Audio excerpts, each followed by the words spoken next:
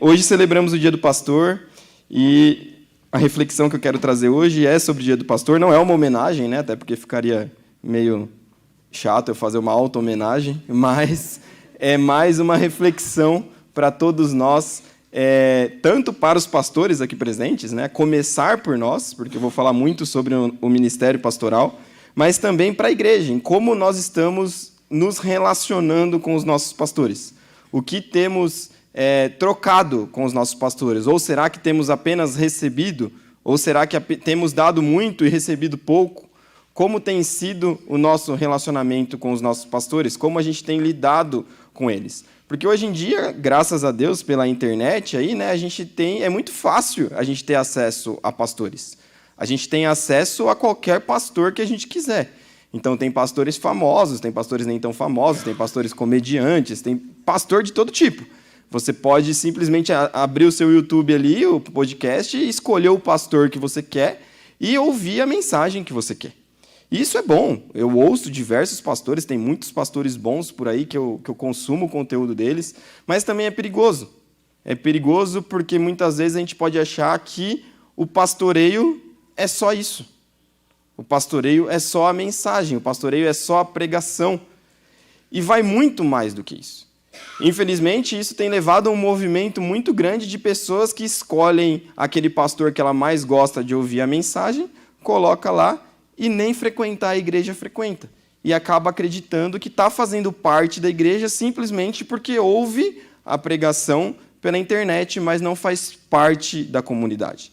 Claro que você que está assistindo a gente em casa, é uma bênção poder ter a internet. Eu, quando morei fora, desfrutei disso lá nos primórdios ainda, logo quando colocou aqui na igreja essa parte das transmissões, e isso é muito importante. Mas você participar da comunidade é essencial. Você fazer parte de uma congregação é essencial. E você ter um relacionamento com o seu pastor, com os seus pastores, é essencial.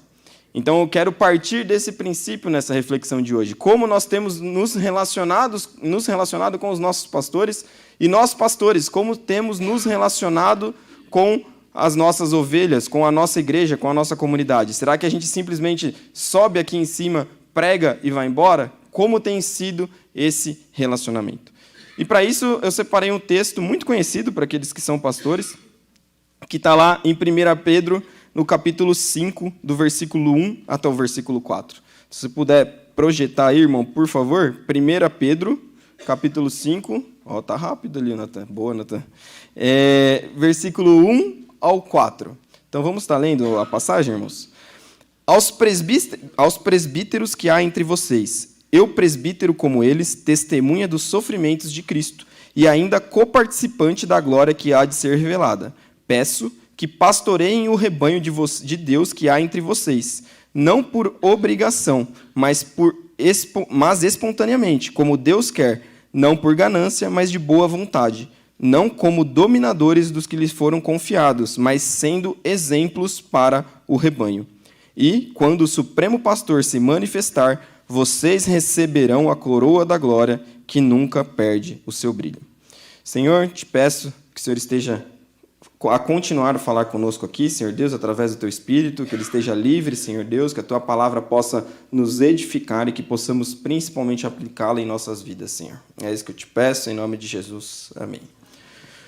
Bom, como eu estava falando, o pastoreio, ele é essencial, ele é bíblico. Desde o início, ele é uma função dada por Deus para algumas pessoas aqui na Terra.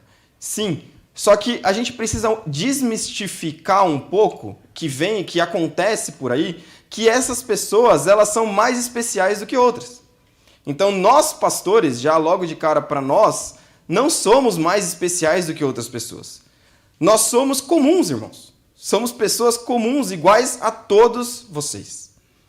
A única diferença nossa para qualquer outro irmão que está aqui, qualquer outro irmão que está assistindo, é que nós tivemos um chamado para participarmos, para contribuirmos com o reino de Deus de uma maneira diferente. Assim como você tem o seu chamado, assim como cada um de vocês tem um chamado para contribuir com os seus dons. Nós, pastores, fomos chamados para contribuirmos através do pastoreio. E o pastoreio envolve uma série de coisas. Como eu disse, não é só a pregação. Pregação é essencial, é muito importante, mas vai muito além disso. E como a gente tem experimentado disso? Pedro vai trazer para a gente alguns critérios aqui, algumas características de como deve ser esse ministério, como deve ser o ministério pastoral. E a ideia que eu quero aqui, eu não quero que você simplesmente ouça nos julgando como pastores. A gente, sim, como pastores aqui, devemos julgar como tem sido o nosso ministério. Será que a gente tem aplicado como Pedro vai trazer para a gente aqui? Mas você, como igreja, eu quero que você pense em qual sentido? Eu quero que você pense, como eu já disse, como eu tenho sido com os meus pastores? Como eu tenho lidado com a figura de um pastor? O que eu enxergo na figura de um pastor? Será que eu enxergo uma pessoa especial ali que tem poderes para me destinar aquilo que eu tenho que fazer ou deixar de fazer?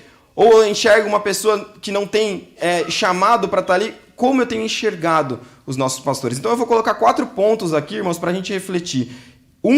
Para os pastores refletirem e outro para a igreja refletir em como tem lidado com os seus pastores. O primeiro ponto que eu coloco aqui é no versículo 1. Pedro, que era Pedro, começa falando aos presbíteros que há entre vocês. E aqui só uma questão para aqueles que não estão tão acostumados com a palavra presbítero. Aqui o significado dela é o mesmo. De concílio essa, hein, pastor Alexandre? Pastor, presbítero e bispo. O André lembra bem dessa pergunta, né, André?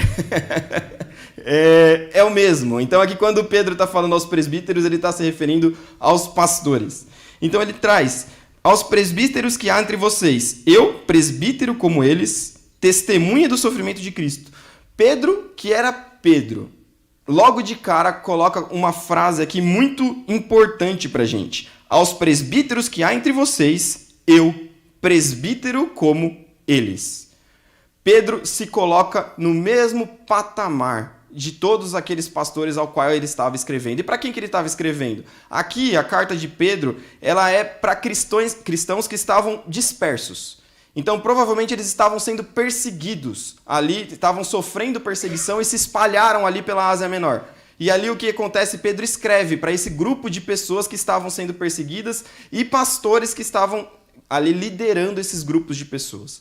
Então Pedro, ele, por mais que ele fosse aqui um apóstolo de Cristo, ele já começa se colocando de igual e no mesmo patamar daqueles outros presbíteros aos quais ele estava escrevendo. Isso é muito interessante porque a Igreja Católica depois ela coloca Pedro acima dos outros presbíteros. E Pedro aqui ele faz questão de se colocar no mesmo patamar de qualquer outro pastor. E depois, no versículo 4, ele ainda completa. Por quê? Porque o supremo pastor há de se manifestar. Então, o único pastor que está acima dos outros é Jesus. Todos os outros são iguais. Todos os outros são servos. E é assim que Pedro começa. Então, a primeira coisa que a gente tem que trazer para o nosso chamado pastoral, para o nosso ministério, é que o chamado pastoral ele é uma missão compartilhada. Não é uma missão solo. Não é uma missão kamikaze, como é chamado aí, né? Na época da guerra, né? Principalmente os japoneses, lá as missões suicidas, onde eles pegavam os aviões e se jogavam com os aviões direto no alvo e acabavam morrendo com aquela queda. Não é assim, não foi para isso que Deus chamou os pastores, não foi para viver sozinho, não foi para levar de uma forma sozinha, foi para viver de forma compartilhada. Compartilhada com quem, Gregory? Compartilhada com outros pastores e compartilhada com os irmãos. Para isso que nós fomos chamados. Nós não fomos chamados para liderar a igreja e fazer da igreja como se ela fosse nossa. A igreja não é nossa. A igreja é de Cristo. O pastor é uma pessoa, é uma figura colocada por Deus para que seja instrumento, mais um dos instrumentos que Deus usa para nos direcionar até Cristo. Deus tem vários instrumentos em que Ele usa para nos direcionar até Cristo. Ele pode usar diversas coisas. Ele utiliza a palavra de Deus, Ele utiliza louvores, Ele utiliza amigos, Ele utiliza os pais, para aqueles que são menores. Os pais é um dos principais instrumentos utilizados por Deus para direcionar você no caminho de Cristo. E o pastor é mais um desses instrumentos. Então nós, pastores, a gente precisa ter a consciência que nós não somos superiores, nós não somos donos de nada. Nós somos instrumentos que devemos estar dispostos a ser usados por Deus da forma que Ele desejar. E não da forma que a gente desejar apenas. Isso é muito crítico quando a gente quer de um jeito e Deus quer de outro. Às vezes a gente, principalmente para os que são formados, que se formaram há pouco tempo, aí, como eu, o Lucas, aqui dos mais novos, às vezes a gente passa no concílio ali, a gente é ordenado pastor, e aí de repente a gente não tem muito claro na nossa cabeça o que vai ser do nosso ministério. E comigo foi assim. Eu fiz o concílio, mas eu não tinha ali, como por exemplo o pastor Giliade, que passou aqui, agora está como pastor titular em uma outra igreja, ele tinha claramente o chamado dele ali para ser pastor titular de uma igreja. Já comigo não foi assim. Eu tenho claramente na minha cabeça que eu estou disposto a servir da maneira em que Deus desejar e na maneira que Deus quiser que eu sirva.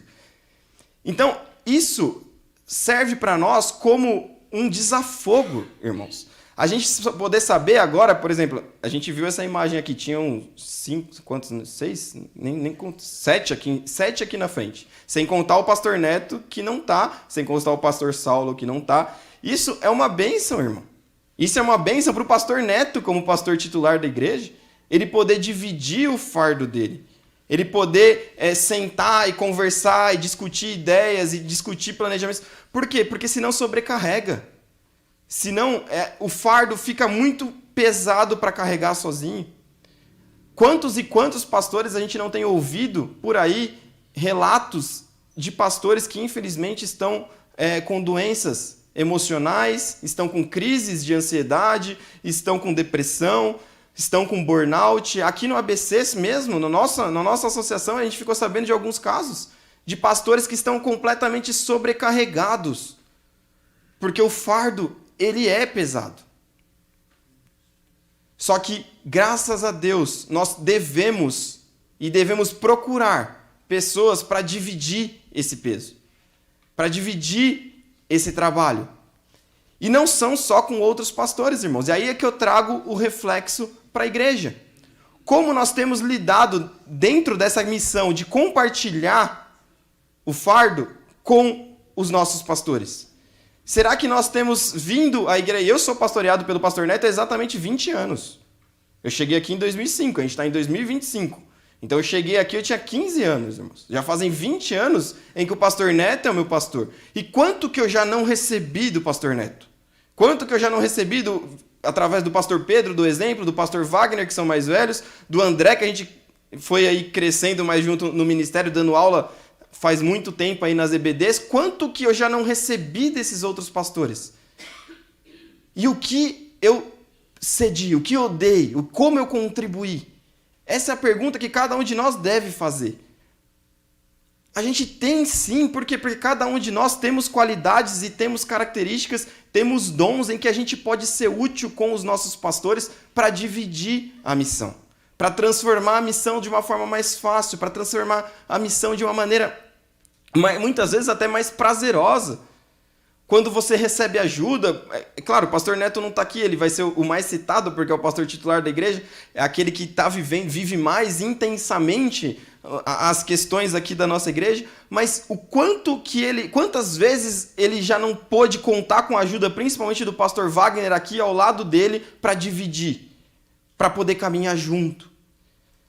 A gente precisa estar disposto a auxiliar, a ser suporte também para os nossos pastores. É claro que nós temos a missão de encaminhar, de ajudar, de cuidar, de pastorear cada um de vocês. E isso sim é uma responsabilidade nossa. E a gente vai ver no versículo 2 que isso deve ser levado com bom ânimo e prazer, e não como fardo.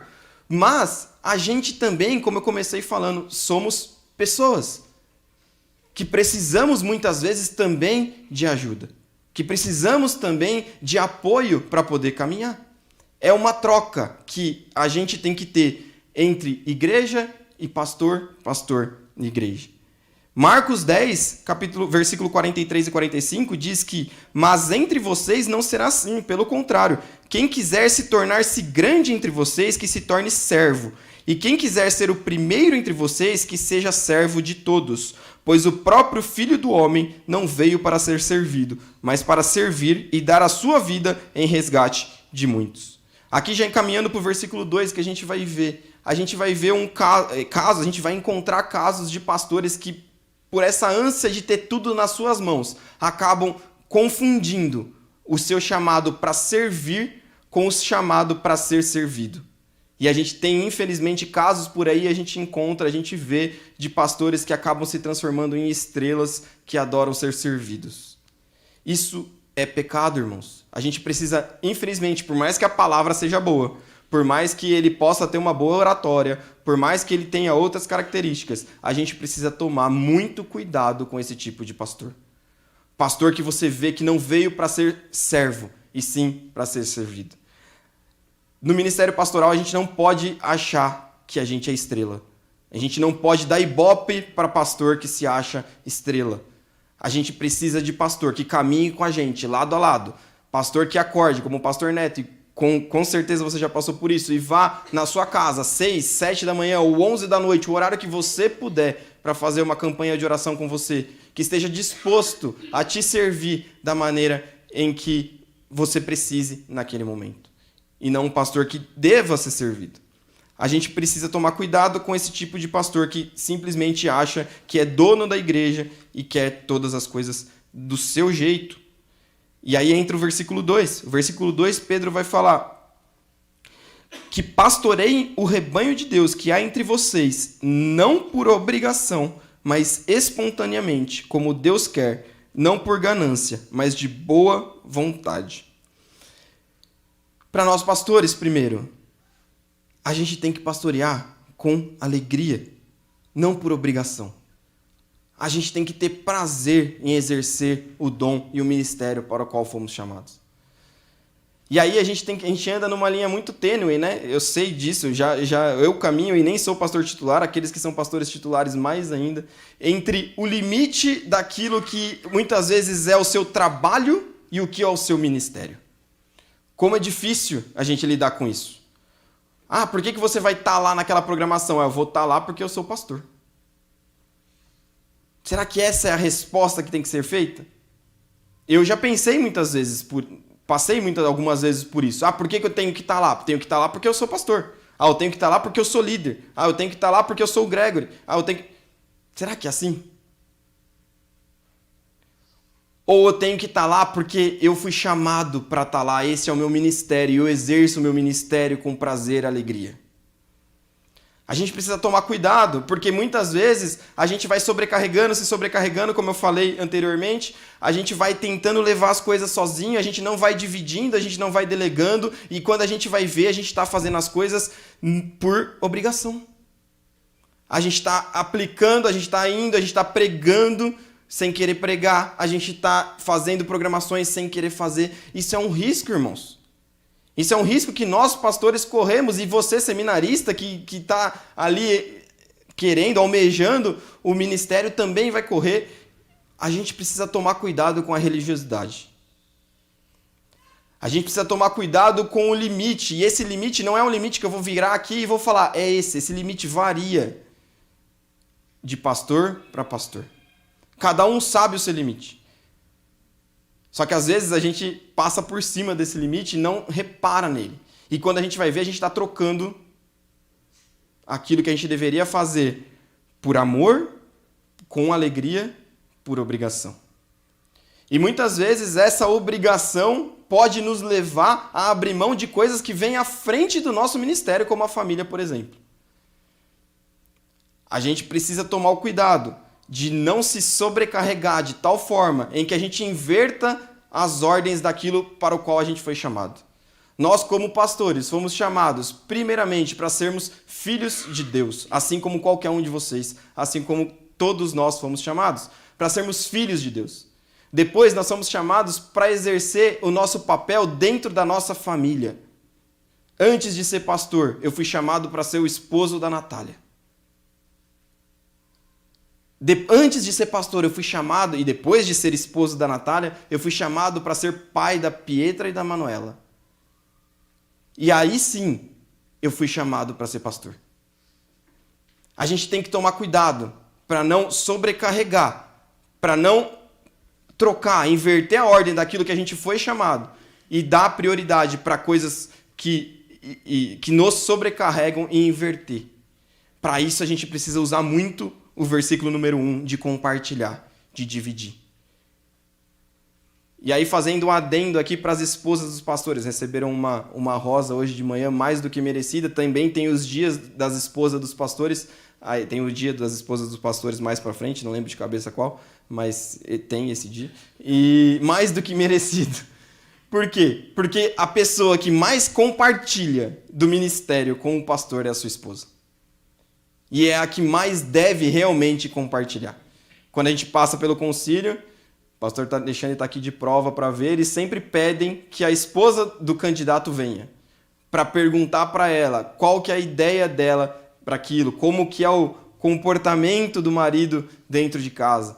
Por quê? Porque é para isso que a gente foi chamado primeiramente. E é essa a função, essa é a pessoa com a qual a gente mais deve compartilhar o nosso ministério. Mas voltando aqui para o versículo 2 ainda, para o perigo de você realmente fazer por obrigação. Colossenses 3, 23, o mesmo Paulo vai falar que tudo o que fizerem, façam de todo o coração, como para o Senhor e não para pessoas, sabendo que receberão do Senhor a recompensa da herança. É a Cristo, o Senhor, que vocês estão servindo. Esse versículo não é só para pastores, irmãos, é para todos. Para todos nós aqui, em que exercemos qualquer tipo de serviço, seja dentro da igreja ou fora da igreja, esse versículo é para nós. Para que a gente faça tudo como se fizesse ao Senhor. E também para os pastores. A gente precisa ter em mente que Deus nos chamou para que a gente exerça isso com amor. E a igreja, como pode contribuir com isso, irmãos? Como que a igreja pode ser útil para que o pastor exerça o ministério com amor e com prazer? A igreja, além de compartilhar a missão, como eu já falei primeiro, a igreja pode ser e deve ser um suporte para o pastor. De qual forma? Primeiro, espiritual. Você tem orado pelo seu pastor? Principalmente pelo pastor Neto, que aqui é o pastor que mais enfrenta os dilemas aqui da igreja. Você ora pelo pastor Neto? Você agradece a Deus pela vida do pastor Neto? Você agradece a Deus pela vida dos pastores ali que estão mais ligados ao seu ministério? Você ora por eles? Porque todos nós precisamos de oração. Essa é a primeira forma que a igreja pode ser suporte ao seu pastor. Uma segunda forma que a igreja deve ser suporte ao seu pastor é se colocando à disposição do pastor. A trabalhar com ele. É bom o pastor, ele gosta, irmãos, ele gosta de você que se coloca à disposição para ajudá-lo. Ele gosta de você, irmão. Então se coloque à disposição. Pastor, o que você está precisando? Onde eu posso ser útil? Como eu posso contribuir? Como que eu posso ajudar no ministério? Sabe por quê, irmãos? Porque aí falando do lado de cá, quando a gente vê que tem pessoas querendo nos ajudar, isso nos dá mais prazer em fazer a obra. Por quê? Porque a gente sabe que a gente está fazendo da forma correta. Fica mais fácil, fica mais gostoso de dividir, quando a gente vê que as pessoas estão caminhando para o mesmo lado que a gente. Se o pastor tiver, não é o caso dessa igreja, graças a Deus, mas se o pastor vem aqui, prega sobre uma coisa todo domingo e durante a semana ele vê que a igreja está indo para o outro caminho, alguma coisa está errada. Alguma coisa está acontecendo. E isso vai tornando o ministério dele mais difícil, vai tornando o ministério dele mais pesado. E isso tende a levá-lo a fazer as coisas mais por obrigação. Então a igreja tem um papel muito útil em dividir isso com o seu pastor. A gente precisa fazer isso como igreja. A gente precisa fazer isso com o pastor Neto, com o pastor Wagner, que passam aqui todos os dias durante a semana. A gente precisa se colocar sempre à disposição. O terceiro ponto em que a gente vai ver está no versículo 3. O versículo 3, Pedro fala: não como dominadores do que lhes foram confiados, mas sendo exemplos para o rebanho.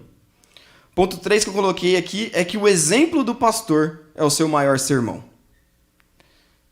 O exemplo de vida do pastor é a forma em que ele melhor prega. A gente precisa tomar cuidado com as nossas ações. A gente precisa ver se a gente está agindo de acordo com aquilo que a gente prega. E aqui faço de novo um parêntese gigantesco para os irmãos para não dizer que a gente não peca. Como é difícil pregar, irmão, sobre coisa que você sabe que você é falho. Você está lá montando a mensagem, você está lá durante a semana preparando a mensagem, você vai lendo coisas e você fala, eu não posso falar sobre isso. Você se constrange. Você vai estudando, Deus vai falando com você, Deus vai te quebrantando e você vai falando, eu não tenho a dignidade de estar ali em cima, de poder falar com a igreja sobre isso. Porque eu sou o primeiro que deveria ouvir sobre isso. Mas aí quando você ora, quando você se coloca diante de Deus, você reconhece ali o seu pecado, você coloca diante de Deus, você vê que graças a Deus, Ele te mostra o seu pecado. Porque você vai ver que não é você que está aqui em cima falando, mas sim Ele. E começou a te mostrar o pecado, e começou a mostrar o pecado para a igreja através da sua vida. Só que aí a gente precisa mudar. A gente não pode se acomodar. Aí a gente precisa buscar uma vida diferente. E agir de forma diferente. Quem nunca, e aí eu vou do meu caso, né, que é um exemplo, quem nunca olhou para as filhas do pastor e falou, nossa, aquelas meninas são muito bagunceiras. Quem nunca? A gente passa por isso, e cada vez que a minha filha dá um grito por aí, eu já falo, meu Deus, olha lá o grito. E na minha cabeça automaticamente já vem, olha lá, é a filha do pastor que está fazendo isso. Irmãos, como eu falei, sou pastor, sou. Primeiro, eu sou pai.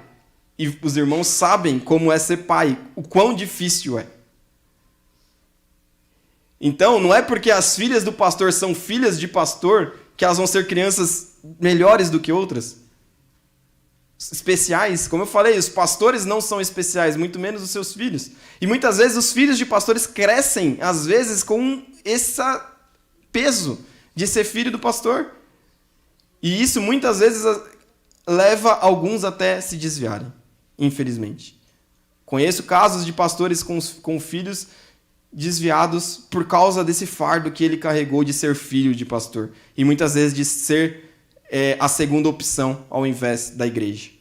Graças a Deus a gente tem aqui o pastor Neto com o seu exemplo, seus 3 filhos nos caminhos, a Estela também, mas com certeza foi difícil criar dessa forma na igreja o tempo todo ali.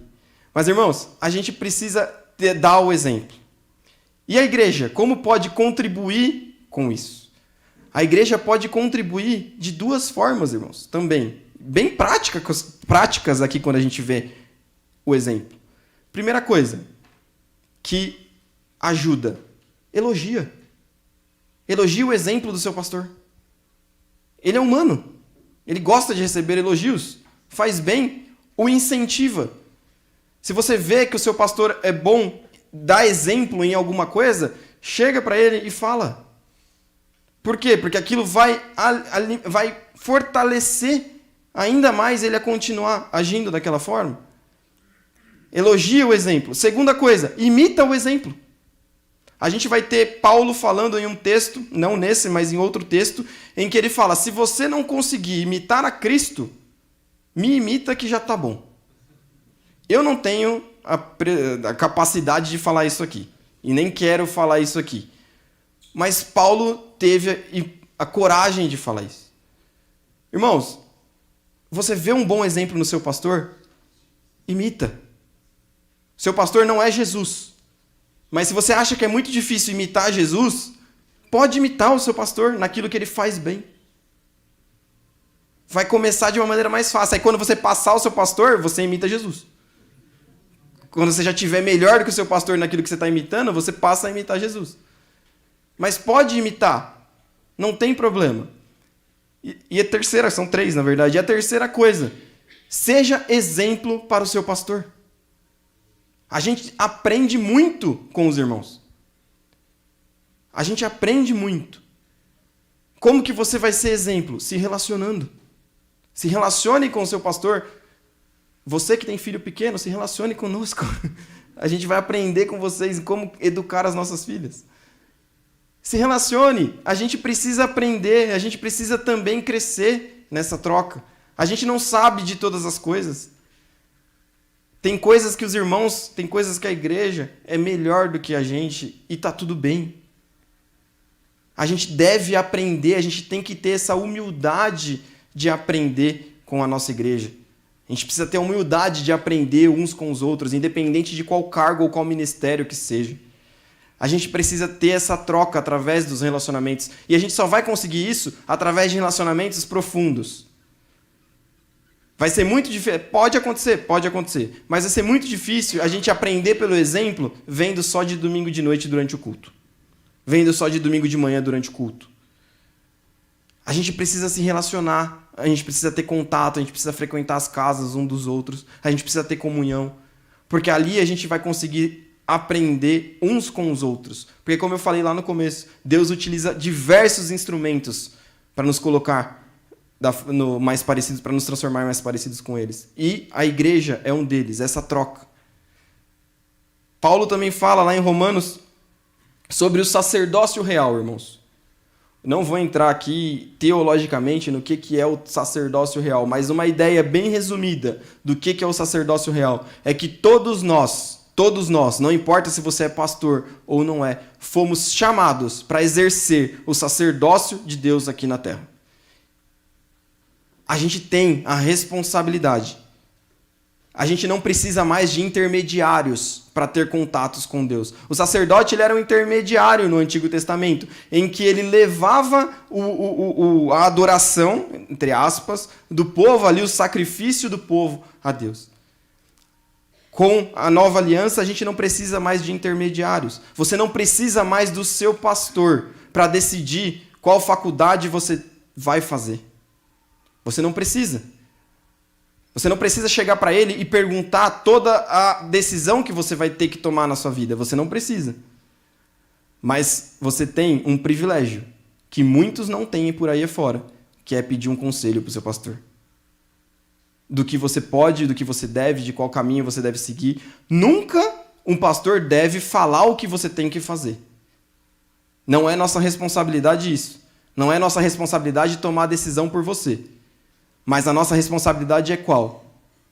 É cuidar do rebanho. E como a gente cuida do rebanho? Dando alimento através da palavra de Deus, direcionando para a comunhão com Deus. E a partir do momento em que você estiver em comunhão com Deus, mais próxima, Ele vai te mostrar qual decisão você vai ter que tomar.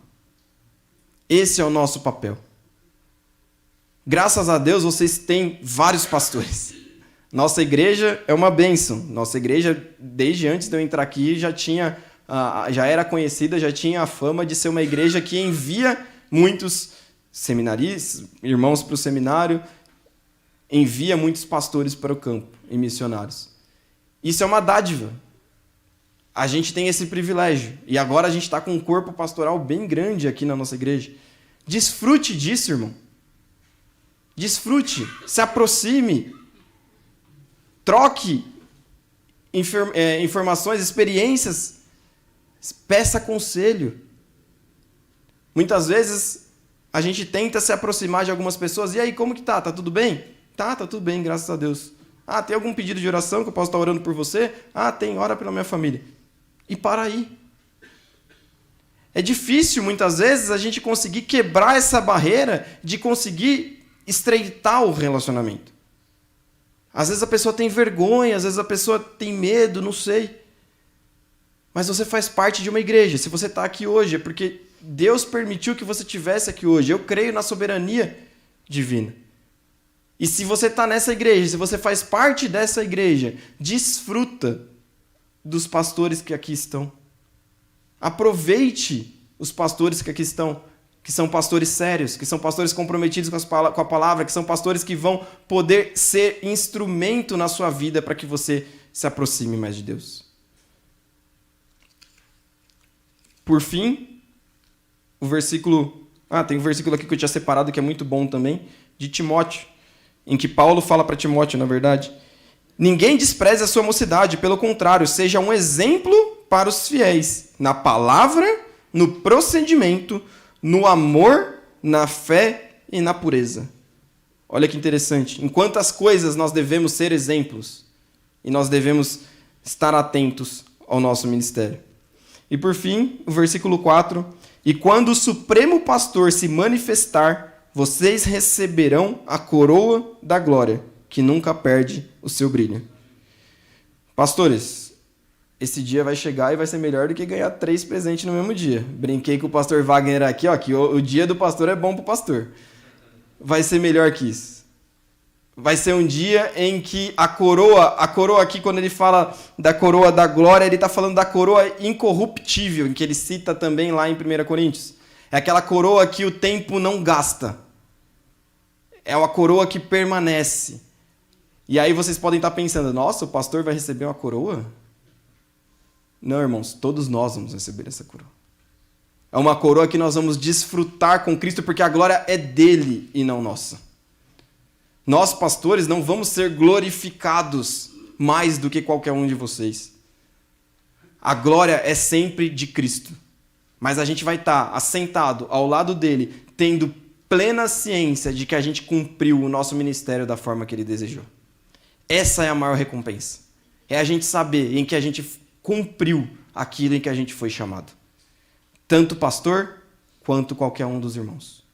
Você saber que você está no centro da vontade de Deus para a sua vida, que é glorificá-lo através do que você faz aqui na terra, seja sendo pastor ou não, é a maior recompensa que existe.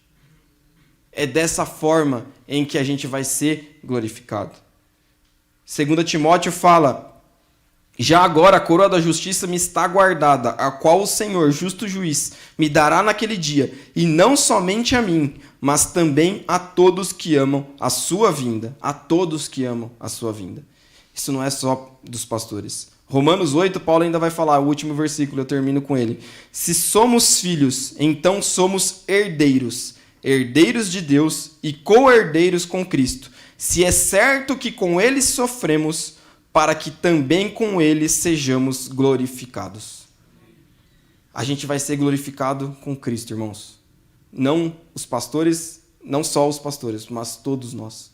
A gente só precisa, a gente só deve confiar nisso e entender que Deus tem um propósito e um plano para cada um de nós aqui na terra. Tem um ministério para você, assim como tem um ministério para nós. Pode ser que a única diferença entre eu e você é que eu já tenho entendido qual é o meu chamado e você ainda não. Mas Deus quer te usar da forma em que Ele tem preparado para você. Eu não sei qual que é essa forma. Pode ser que agora você também não saiba, mas o que eu sempre falo para os jovens e repito, e os jovens devem achar até que eu sou repetitivo nisso, mas se coloque à disposição.